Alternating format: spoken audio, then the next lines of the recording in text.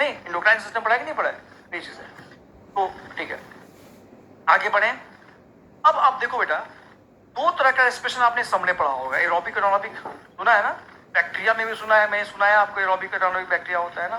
तो दो तरह के रेस्पिरेशन आपको समझना है, बस दिमाग में रखो, दो तरह के रेस्पिरेशन आपको समझना है, एरोबिक और एनारोबिक वर्ड। सुना है सबने? सुनो ना, ध्यान दो बेटा। यहाँ रेस्पिरेशन के दो प्रकार होते हैं, सबको ये पता है, दो प्रकार के रेस्पिरेशन। समझ में आ रहा है? रेस्पिरेशन के बेटा दो प्रकार होते हैं ना। कौन से प्रकार होते हैं? एक है एरोबिक, दूसरा क्या है? एनारोबिक। ठीक है बेटा, एरोबिक। एरोबिक का मतलब क्या होता है? जल्दी बोलो।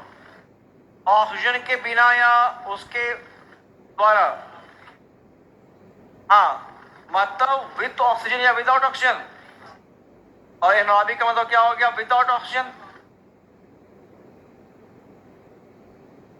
रेस्पिरेशन बिना ऑक्सीजन का भी हो सकता है, इसका मतलब हो गया विदाउट O2, रेस्पिरेशन बिना ऑक्सीजन का। और ये हो गया विथ O2, रेस्पिरेशन ऑक्सीजन के साथ होना। अब सुनो मेरी बात को, फूड का कंप्लीट ब्रेकडाउन का मतलब क्या होता है? फूड का कंप्लीट ब्रेकडाउन का मतलब क्या होता है? यहां पे क्या विदाउट ऑक्सीजन है ना, ये यहां पे क्या विथ ऑक्सीजन है ना, फर्क देख लो। फूड का कंप्लीट ब्रेकडाउन का मतलब क्या होता है? प्लीज मतलब बताओ। देखो मैं कह रहा हूं कंप्लीट ब्रेकडाउन का मतलब क्या होता है? जैसे ग्लूकोज के, इसका कंप्लीट ब्रेकडाउन मतलब सारा कार्बन CO2 बना ले, जितना कार्बन है सभी का सभी टूट के क्या बना ले? सभी का सभी कार्बन टूट के क्या बना ले? CO2। और क्या बना ले? वाटर, सभी का सभी हाइड्रोजन वाटर बना ले। समझ में आ रहा है? ये हुआ, और ऑक्सीजन तो बचा ही नहीं, ये तो खत्म हो गया, इसी में एडजस्ट हो गया। तो कंप्लीट ब्रेक, देखो फूड के कंप्लीट ब्रेकडाउन का मतलब होता है जब फूड के सारे कार्बन CO2 में बदल जाए और सारे हाइड्रोजन टूट के वाटर बना ले, इसका मतलब होता है complete oxidation of food, complete breakdown of food का मतलब समझ में आएगा आप लोगों को? अब बताइए कब संभव है? बिना ऑक्सीजन या ऑक्सीजन के प्रेजेंस में? ये कब संभव है? कंप्लीट रूप से फूड का टूटना कब संभव है? जब ऑक्सीजन रहेगा, क्योंकि सारा कार्बन को CO2 बनाने के लिए और वाटर बनाने के लिए ये ऑक्सीजन से काम नहीं चलेगा, उसको बाहर से लेना पड़ेगा ऑक्सीजन, बाहर से ऑक्सीजन लेना पड़ेगा, एरोबिक वाला करना पड़ेगा ना। समझ में आया? तो आपको जो मैंने कल बताया, आज भी जो मैंने बताया, वो कैसा रेस्पिरेशन बताया? Aerobic anaerobic? एरोबिक बताया, क्योंकि यहाँ पे क्या होता है, अभी आपने लिखा है, मैं फिर लिखता हूँ यहाँ पे बेटा। एरोबिक में क्या होता है? एक ग्लूकोज मॉलिक्यूल को तोड़ने के लिए C6H12 O2, इसका पूरा कार्बन CO2 बना ले, इसका सारा हाइड्रोजन वाटर बना ले, इसलिए क्या चाहिए बेटा? आपको एटमॉस्फेयर से लेना होता है कितना? 6O2 लेना होता है ना। तो ये पूरा ग्लूकोज के कंप्लीट ऑक्सीजन लेना पड़ेगा। ऑक्सीजन जब लोगे तभी ये टूट के बनाएगा, क्या बनाएगा? सारा कार्बन CO2 बना लेगा, 6 कार्बन CO2 बना लेगा, और सारा हाइड्रोजन इसका 6 वाटर बना लेगा, और साथ में क्या निकलेगा बेटा? एनर्जी में कितना ATP? 38, जो कितना परसेंट है? बिल्कुल सही बात है। ये कंप्लीट या इनकम्प्लीट? कंप्लीट। लेकिन यदि मान लो ग्लूकोज, में फिर लिखता हूं यहां पे, देखो ग्लूकोज, और यहां पे ऑक्सीजन नहीं लगाना है, ऑक्सीजन नहीं है तभी तोड़ना है। ऑक्सीजन के बिना आप तोड़ो इसे, क्या कंप्लीट टूटेगा? कभी नहीं टूटेगा। ये टूटेगा कैसे? या तो दो कार्बन, इसके पास कितने ऑक्सीजन है? 6 ना, इतनी में एडजस्ट होकर टूटेगा। CO2 बनेगा तो कहां बनेगा? इसी ऑक्सीजन को लेकर के बनाएगा। तो हो सकता है यहां पे 2 CO2 बना ले, 4 ऑक्सीजन यूज हो गया, बचा कितना ऑक्सीजन? 2। और 2 ऑक्सीजन जो बचा है उससे बना ले 2 मॉलिक्यूल बना ले इथेनॉल, C2H5OH। क्या बनेगा ये? इथेनॉल बन गया ना, इथेनॉल। इथाइल अल्कोहल इथेनॉल ना बेटा, इथाइल अल्कोहल इथेनॉल बन गया। या ये हो सकता है ये टूट के बना ले C3H6O3 लैक्टिक एसिड। कितने मॉलिक्यूल? 2 मॉलिक्यूल। क्या बन गया ये? Lactic acid. और साथ में कितना एटीपी निकला जानते हो? मात्र।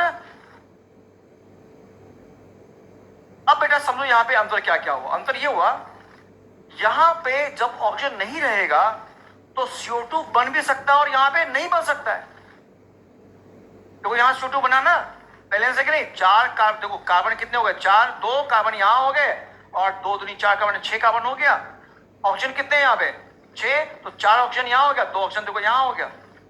हाइड्रोजन कितने? 12, 12 में कितना हो गया? ये देखो, ये हो गया 5, 10 और ये 2 हो गया 12।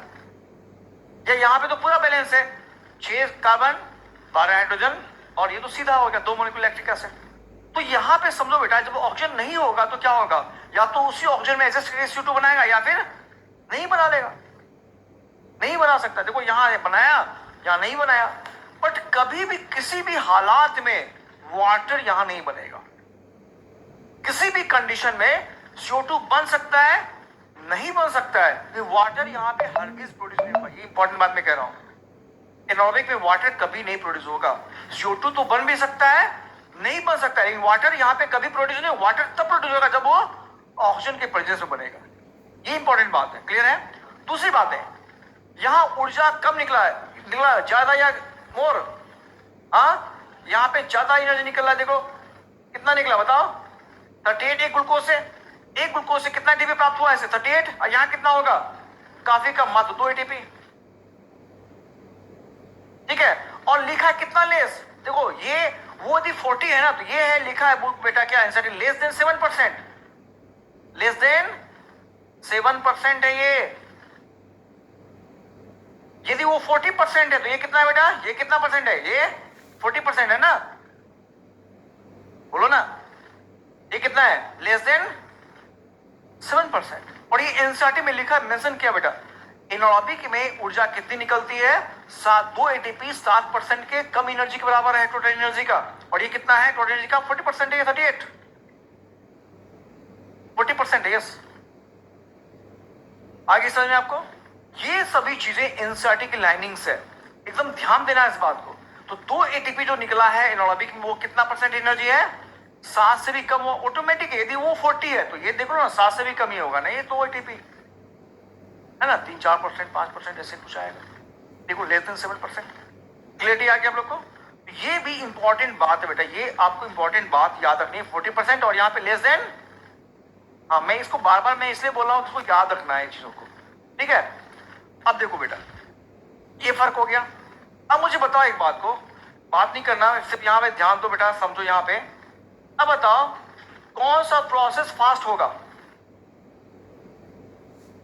फास्ट कौन होगा? वो जल्दी टूटेगा ना। इसमें सारे कार्बन तोड़ने में टाइम लगेगा, सारे हाइड्रोजन टूटने में टाइम लगेगा, टाइम ज्यादा लगेगा ना। तो ज्यादा ये क्या है? Slow process fast. ये slow process takes more time, ये फास्ट टेक्स लेस टाइम। ज्यादा तोड़ना है नहीं कार्बन वगैरह।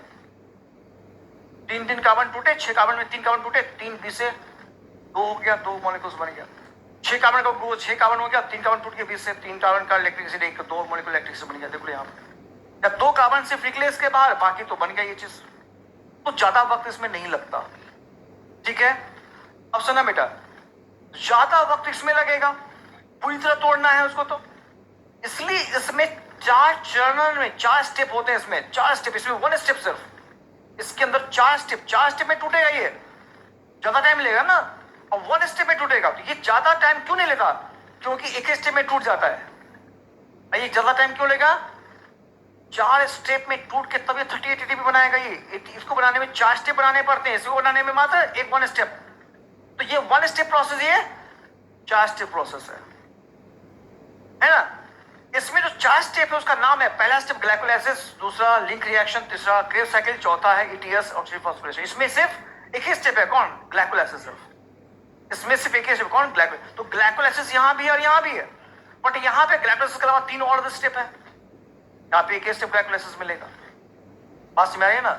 ये सारे अंतर आपको समझना पड़ेगा। तो क्या क्या अंतर हुआ बोलो, अंतर क्या क्या हुआ, क्या क्या देखा आपने? लिखूं मैं यहां पर, लिखता हूं। पहला अंतर आपने क्या क्या देखा बेटा? ये यहां पे कंप्लीट ब्रेकडाउन हो रहा है फूड का। कंप्लीट ब्रेकडाउन हो रहा है कि इनकम्प्लीट? कंप्लीट। तो मैं लिखता हूं यहां पे कंप्लीट ऑक्सीडेशन। ऑक्सीडेशन का मतलब क्या बेटा मेरा? ब्रेकडाउन। कंप्लीट ब्रेकडाउन हो रहा है किसका बेटा? फूड का। ग्लूकोज हो चाहे जो भी है ना। किसमें टूटेगा फूड? किसमें टूटेगा? इनटू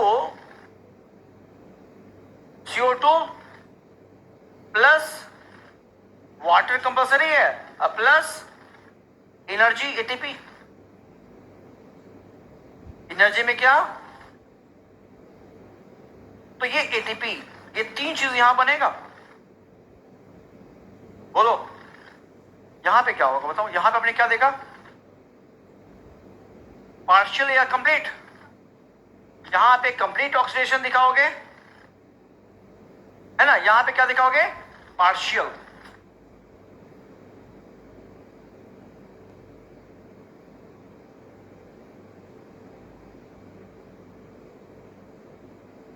ठीक है। ये टूटेगा किसमें बेटा? किसमें टूटेगा बताओ? क्या बनाएगा? CO2 में और मे नॉट, में और प्रोड्यूस हो सकता है और नहीं भी हो सकता है। CO2 में और मे नॉट, ठीक है। नेवर वाटर, वाटर हरगिज नहीं, किसी हालात में नहीं। CO2 निकल सकता है वहां, CO2 वाटर एनर्जी क्यों निकलेगा? पक्का श्योर है यहां पे CO2 निकल सकता है, नहीं भी, लेकिन वाटर नेवर। उसके बाद में क्या बनेगा? Organic acid, organic compound. क्या बनेगा? ऑर्गेनिक कंपाउंड यहां बनते हैं। वाटर के बदले क्या बनेंगे? Organic compound. ऑर्गेनिक कंपाउंड में क्या बनेगा? जैसे इथेनॉल या लैक्टिक एसिड। यहां बनेगा इथेनॉल या लैक्टिक एसिड।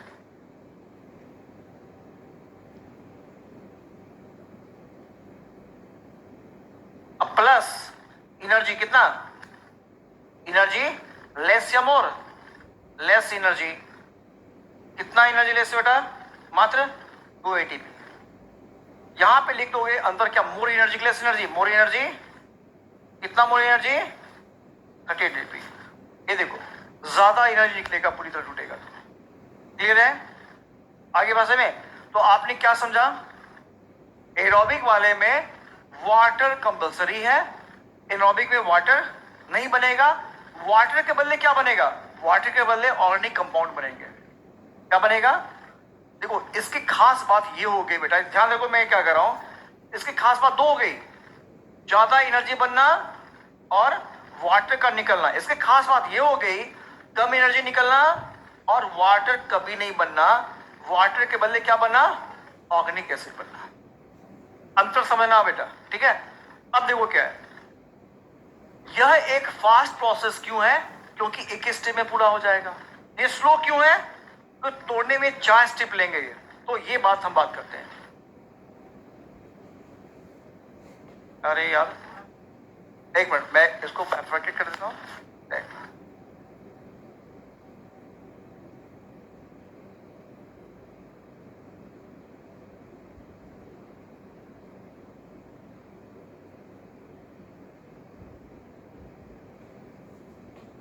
समझ में आ रहा है ना? कोई दिक्कत तो नहीं है?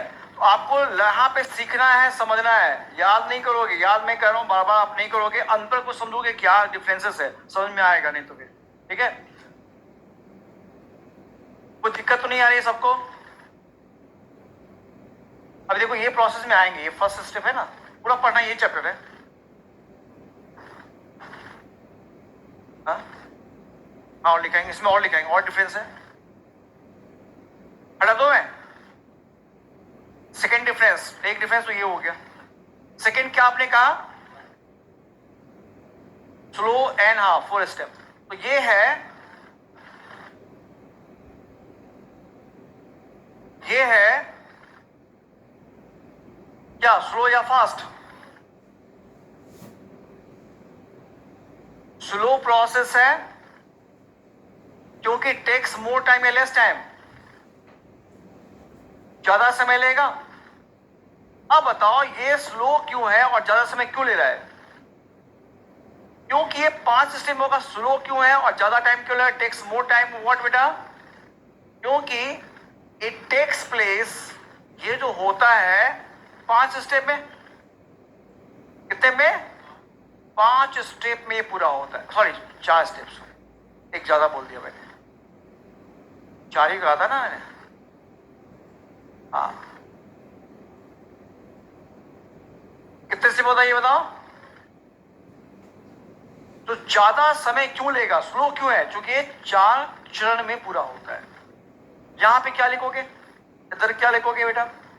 हाँ, ये फास्ट प्रोसेस है। टाइम क्यों लेगा? हुआ फास्ट क्यों है? टाइम कम लेता है ना, तो ये क्या है, टेक्स लेस या more time? Takes less time, इसलिए फास्ट है। अब यहां पे बात ये हो गई कि ये टाइम कम क्यों लेता है, फास्ट क्यों है, टाइम कम क्यों लेता है? इसका वजह है क्योंकि ये 1 स्टेप में पूरा होता है। It takes place,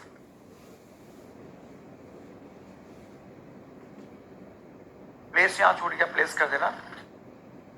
takes place in 1 step, यहां लिखना है इन 1 स्टेप।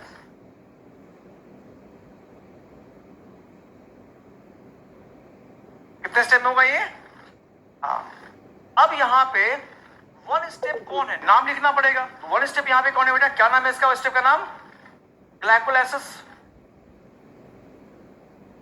ग्लाइकोलाइसिस, ठीक है। यहां पे 4 स्टेप कौन कौन से देखो बेटा, 4 स्टेप कौन कौन से हैं? यहां पे 4 स्टेप का जो नाम है, पहला नाम सेम है, ग्लाइकोलाइसिस। तो देखो यहां पूछा ये जाएगा आपसे, ध्यान दो बेटा, बातें नहीं, वह कौन सा स्टेप है जो दोनों में कॉमन है? ग्लाइकोलाइसिस, दोनों जगह देखो मैंने लिखा। बट 3 जो स्टेप और है ना, वो सिर्फ यही मिलेगा, उधर नहीं करना। और दूसरा स्टेप का नाम है बेटा लिंक रिएक्शन।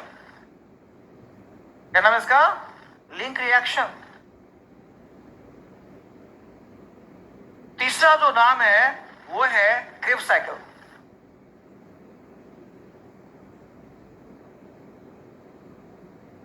चौथा स्टेप का जो नाम है वो है ईटीएस। ईटीएस का फॉर्म क्या होता है बताओ?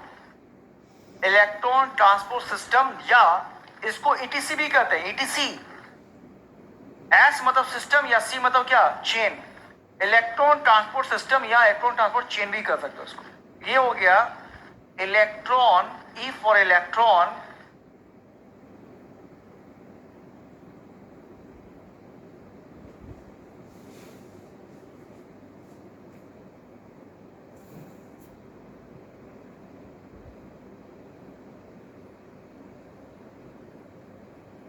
एंड इसमें एक और लिखा है एंड ऑक्सीडेटिव फॉस्फोरेशन। ये वर्ड मैंने पहले बताया कि नहीं बताया?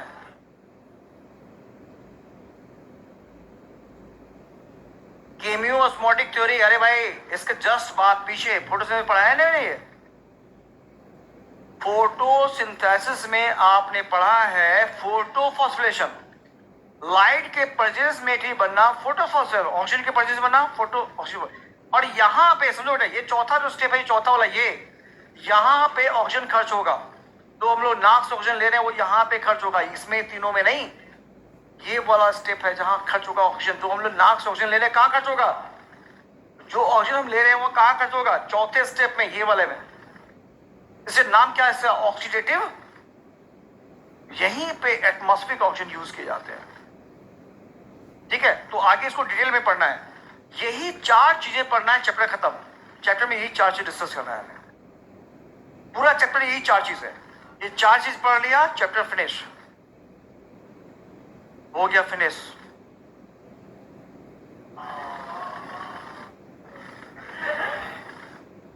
इन लोगों को खाली मौका चाहिए बदमाशी का, है ना? तो लाइट तो दिखाई दे रहा है ना? अच्छा लाइट भी देखो है, सफिशिएंट लाइट। आगे समझे, बोलो, सुना मेरी बात को ध्यान से। ध्यान सुना बेटा, 4 यहां है, 1 वहां है ना? तो कौन सा स्टेप कॉमन स्टेप है? ये होता कहां है? प्लेस बताओ। ये तीनों होता है कहां? माइटोकॉन्ड्रिया में। कहां होगा ये? और ये कहां होगा?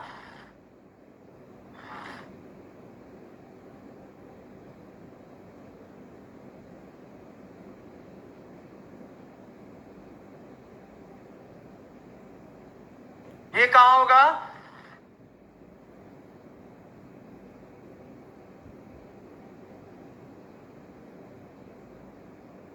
अब देखो क्वेश्चन क्या आ जाएगा। क्वेश्चन ये आ जाएगा, 2 क्वेश्चन आएगा। पहला क्वेश्चन ये है,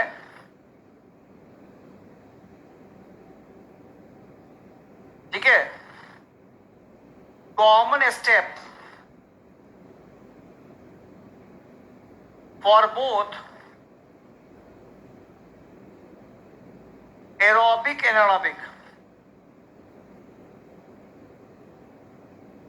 आंसर क्या आ गया?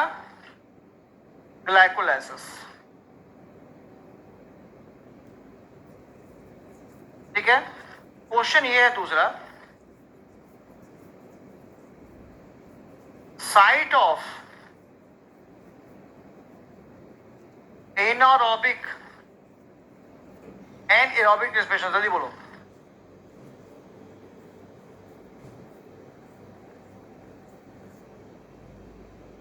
एक क्वेश्चन ये था, आंसर वो हो गया। इसका आंसर करो बेटा। साइड समझ में आता है ना? प्लेस। तो इसका प्लेस क्या है? इसका प्लेस क्या होगा बताओ? साइटोप्लाज्म। एनारोबिक कहां होगा? साइटोप्लाज्म में। और ये कहां होगा? दोनों में। साइटोप्लाज्म भी भाग लेगा एरोबिक में और दोनों लेगा ना, दोनों प्लेस है उसका। बट एनारोबिक का सिर्फ एक ही प्लेस है, कौन? क्योंकि ये चीज साइटोप्लाज्म में सिर्फ हो रहा है ना। तो आपको याद रखना है ये दोनों का कॉमन स्टेप है, लेकिन साइटोप्लाज्म सिर्फ भाग लेगा एनारोबिक में। इसमें क्या लेगा? एरोबिक में दोनों भाग लेगा, साइटोप्लाज्म भी हो। क्योंकि 4 स्टेप में एक स्टेप साइटोप्लाज्म में होगा और 3 स्टेप कहां होगा? माइटोकॉन्ड्रिया। अब देखो एक और चीज समझना आपको, बस एक और चीज। यहां समझ में आया? यहां तक कोई दिक्कत है? बोलो। अब एक चीज क्या समझना है, मैंने कहा आपको एटीपी कितने बनते हैं इधर एक ग्लूकोज से, और उधर कितने बनते हैं? 2। सुनना मेरी बात को, 2 का मतलब 2 कहां बना होगा? इन ग्लाइकोलाइसिस। अरे भाई यही स्टेप हो रहा है सिर्फ। 2 एटीपी कहां बनते होंगे?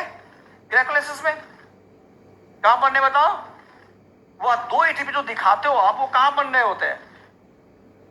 2 एटीपी कहां बनने होते हैं बताओ? ग्लाइकोलाइसिस में। बट आपको ये बताना है कि 38 कहां बनने होते हैं? ये 38 कहां बनने होते हैं? 38 कहां बनने होते हैं बताओ? ये कहां बनने होते हैं? कहां पे? 4 स्टेप अगर सामने है, कहां पे? तो देखो 38 यही बनेगा ना। यहां पे एटीपी नहीं बनते, यहां कन्वर्सन होता है। एक्चुअल एटीपी का जो फॉर्मेशन वाला जो प्रिकर्सर है वो कहां बनते हैं? देखो मैं बता रहा हूं, यहां मैं बताऊंगा आपको कितने बनते हैं। 8 एटीपी यहां बनते हैं, 6 यहां बनते हैं, 38 में से 8 यहां बनते हैं, 6 यहां बनते हैं और 24 यहां बनते हैं। हो गया 38, देख लो। तो आप ये बताओ 38 में से 8 कहां बनते हैं, 6 कहां बनते हैं और 24 कहां बनते हैं? टोटल जोड़ो 38 हो गया ना। अब आप देखो इस बात को, 38 तो मैंने लिख दिया, कहां बनते हैं एकदम एग्जैक्टली वो पढ़ोगे। डिटेल जब हम पढ़ाएंगे तो आपको ये सब दिख जाएगा कहां कहां कैसे बनता है। पूरा कैलकुलेशन है, पूरा मैथमेटिकल कैलकुलेशन है, वो आगे हम लोग कर लेंगे। अभी आप समझो यहाँ पे आइडिया डिफरेंस क्या है। अब आप बताओ, दोनों में ग्लाइकोलाइसिस हो रहा है ना? अरे दोनों में ग्लाइकोलाइसिस हो रहा है कि नहीं हो रहा है? दोनों के साइटोप्लाज्म में हो रहा है ग्लाइकोलाइसिस। सेम प्रोसेस कॉमन है कि नहीं? है कॉमन है ना। बट ये इसमें अंतर है कि सेम है? दोनों के ग्लाइकोलाइसिस में आपको अंतर एक दिख रहा है क्या? क्या दिख रहा है? एटीपी का अंतर दिख रहा है। इसके ग्लाइकोलाइसिस में अंतर, उसमें अंतर है। क्या अंतर है? इसके ग्लाइकोलाइसिस में 2 एटीपी नेट गेन और वहां पे नेट गेन 8 है। ये अंतर आपको याद रखना है, और ये अंतर क्यों है ये हम डिटेल में बात करने वाले हैं आगे। फिर आगे डिस्कस होगा ये क्यों डिफरेंस आया, ये पूरा समझना है, याद नहीं करना है अभी याद करने जैसा लग रहा है, आगे इसको याद नहीं करना है, हमें पूरा समझना है ये डिफरेंस क्यों आया। जब प्रोसेस सेम है, साइटोप्लाज्म में दोनों चीजें हो रहा है, सेम इवेंट हो रहा है दोनों जगह, तो एटीपी में अंतर आया तो क्यों आया, अंतर आया ना, ये अंतर आपको अभी याद रखना है, आगे इसको देखना है कैसे ही आएगा। ठीक है, तो आपने क्या समझा, ग्लाइकोलाइसिस भले एक कॉमन स्टेप है दोनों में, बट अंतर कहां है, एटीपी लेवल पे अंतर है। तो more ATP is gain during the glycolysis of aerobic respiration and less 25% only. यदि 8 है तो वहां सिर्फ 25% एटीपी गेन हुआ, कब, during the glycolysis of aerobic respiration. But how this difference come, ये हमें आपको आगे दिखाना है। ठीक है, आई बात समझ हम लोग को। चलो अब हम लोग क्या करने वाले हैं, पढ़ने वाले हैं, ग्लाइकोलाइसिस स्टार्ट करेंगे। क्या बच गया पढ़ने को, आपको पढ़ने को 4 चीजें बच गया, ये 4 चीजें मैं पढ़ाऊं चैप्टर खत्म हो जाएगा। तो क्या पढ़ना